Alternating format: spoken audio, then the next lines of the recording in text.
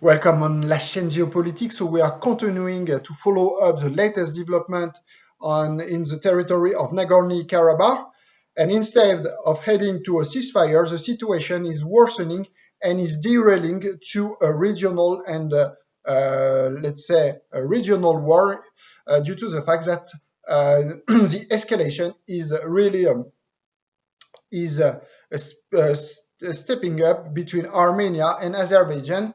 And the fact that now the Azeri territory has been hit by a rocket this afternoon, the second city of Azerbaijan, the city of Ganja, has been hit, could now could entail, could provoke a retaliation from Azerbaijan on the Armenian territory where this rocket have been sent.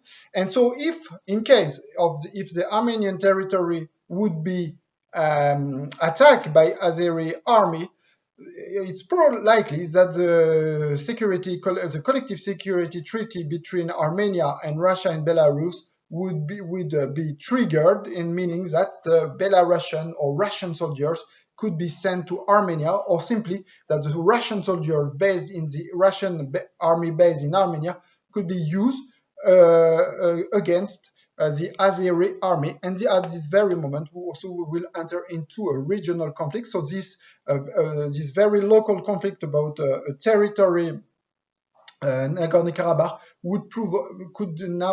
could be now over the next days a regional war.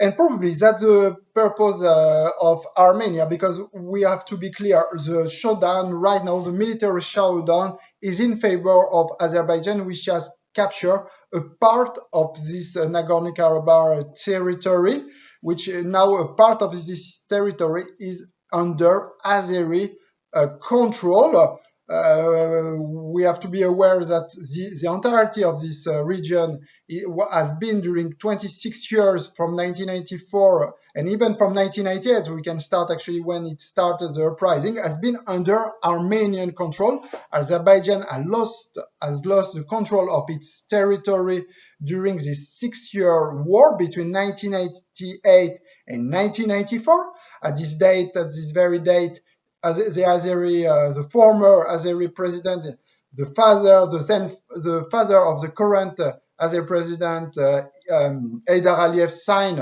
a ceasefire reluctantly with Armenia and lost the control of this territory. But now, over this, in favor of this offensive from the Azeri army, some territory, let's say a part of this Nagorno territory, has been now captured by Azeri army, which has, by the way, renamed those cities on Azeri language and not on Armenian language, which has been the case so far now.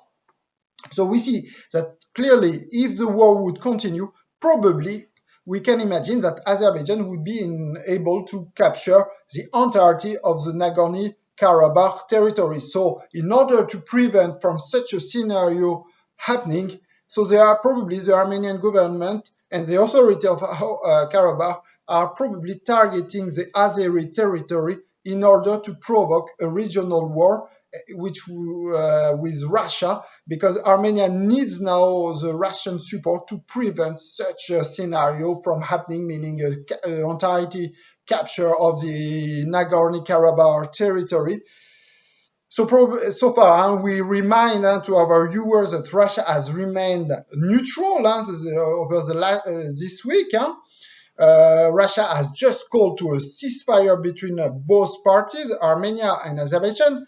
Indeed, Russia is so far reluctant to take sides, either with Armenia or with Azerbaijan, because Russia is also trying to keep up good relation with Azerbaijan, because historically it has better relation with Armenia. Russia supported in the 1990s Armenia against Azerbaijan, which was supported at that time by Israel with military equipment from Israel, which is also, by the way, still the case right now. And we are learning that also Israel are still equipping the Azeri army with its equipment.